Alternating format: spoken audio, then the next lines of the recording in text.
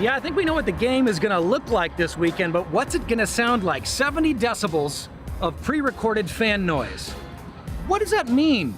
Well, according to the free and unscientific Decibel app that I downloaded on my phone, you can see the conversation we're having right now is already exceeding 70. They say about the same as a shower.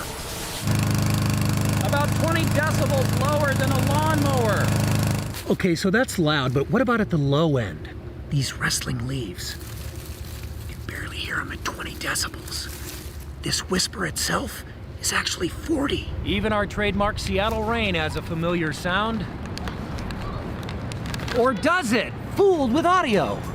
What we do know for sure is that the NFL says they have recorded audio at each stadium over the last 4 years, so the sound you hear will be unique to Seattle. So how loud could just one voice be? Like superfan Norb.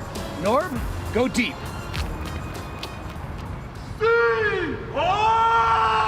That's just my interpretation, so let's ask the expert. By comparison, standing on an aircraft carrier has a noise level of 140 decibels.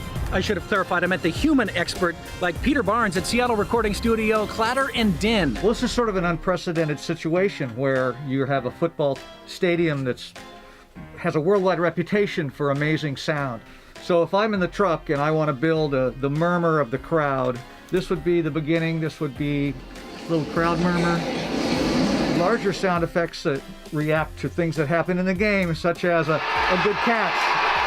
Touchdown! I'm really proud of the NFL for putting so much energy into it. Do you think they could take it a bit further? That could take it a bit further, have a little more creativity. For example, when Russell is scrambling in the background. Check this out. Yep. And then he's gone. And then the Tyler Lockett, I think he has something like this. Out of bounds, but he caught the ball. See? I like it. So no matter where you stand on the crowd noise, whether you love it or you leave it, just know those are your real voices, which I guess makes you recording artists.